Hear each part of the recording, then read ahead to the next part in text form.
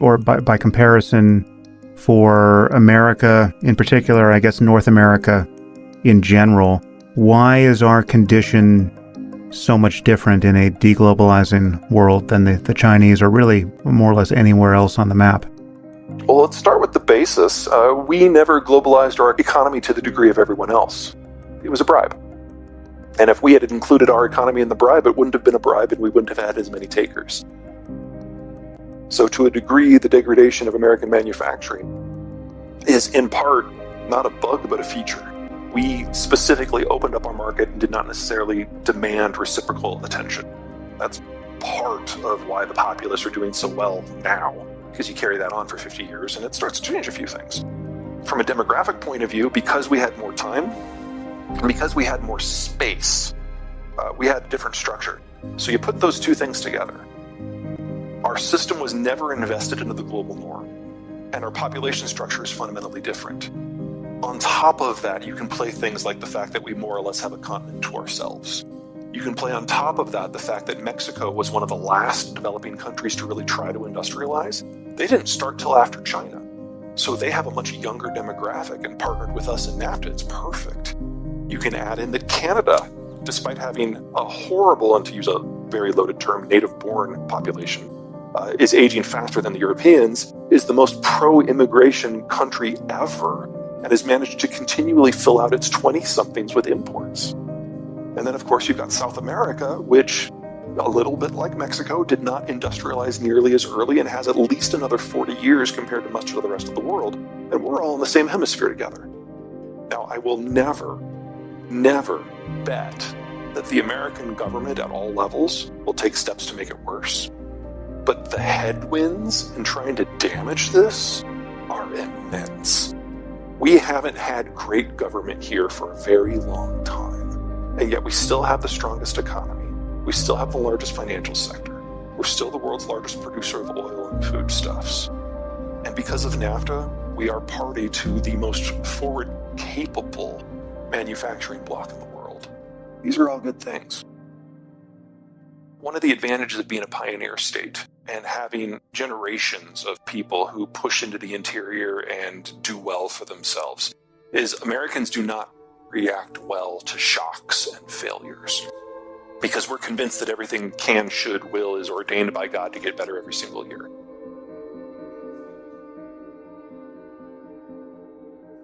And so when it doesn't, as the rest of the world knows that it happens all the time, we tend to lose our minds and we overreact. And we have seen this in most of our foreign policy crises, whether it's 9/11 or Vietnam or Sputnik. It generates a regenerating phase in American politics and economics where we react to what we think is the dying of the light. And we overcompensate, and we push too far. And in doing so, we redefine ourselves and we redefine the world. I don't think a situation like that is going to trigger in the next 10 or 15 years. I think we have to wait for the dust to kind of settle on the deglobalized world and wait for someone else to rise up and spook us. God forbid who that is. But I think that is kind of a hard stop, that it will guarantee some sort of regeneration of the United States in a new form. Whether looking back or looking forward to that, it's a direction that we feel we should go, that's an open question. But we do this from time to time about once a generation. Second, the way our electoral system is set up is almost designed to generate moments like what we're in right now. When you have a first-past-the-post system, and you have to get one more vote than the other guy, it encourages you to have a relatively big tent party. And when you have that, not everyone's going to be on the same page. You're going to have different factions.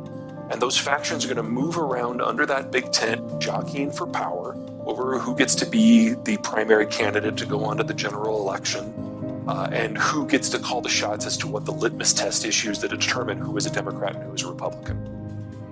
Every generation or two, we have changes in geopolitics and demographics and technology, culture, and the factions move. And if you look at the last 3 years, we've had the height of globalization. I would argue we're now in deglobalization. We've had the height of the baby boomers. We now have the retirement of the baby boomers. We had the end of the Cold War. We had the rise of China. To think that we're going to manage our politics in the same way, despite all those changes, I think is a little neurotic. And so the factions are moving again. And they're getting very loud, not just because of social media, but because everybody wants their issue to be the one that determines whether you're Republican or Democrat. Trump came in and unceremoniously ejected several factions from the Republican coalition. I would argue that national security and fiscal voters and business voters, for the most part, have become swing voters now. But he also managed to attract a lot of Hispanics and the bulk of the union movement. And we now have a tug and war going back and forth between Trumpist Republicans and Bidenist Democrats over where organized labor is ultimately going to shake out. The last time we did this, it was the 1930s. We had the Great Depression. We had World War II. Back then, African Americans were almost to a person Republicans, and big business were almost to a business Democrats. We will get through this, but it usually takes 10 to 15 years, and we're only in year 6 right now. We unfortunately have a ways to go. Now, whether or not you like the shape of the parties on the backside, I doubt it's going to be a compromise. No one's going to be entirely happy with it, but we'll get through this. And the parties will look different. Maybe we'll have a third one. We've done that 3 times in the past. But this is part of the evolution of the American political system. And before you think that I am just washing this as all away as something that we shouldn't worry about, on one of these 7 transitions, we did have the Civil War. There is a risk here. What about the risk of the consequences of deglobalization just being, while comparatively benign for America, still fairly terrible? I mean, it occurs to me that there are several global problems that only a coordinated global response could address, and climate change is certainly one of them. What do you see as the further implications of a proper American retreat from the world stage? The primary negative implication for the United States in the short term, and by short I mean 10 years or less, is in manufacturing.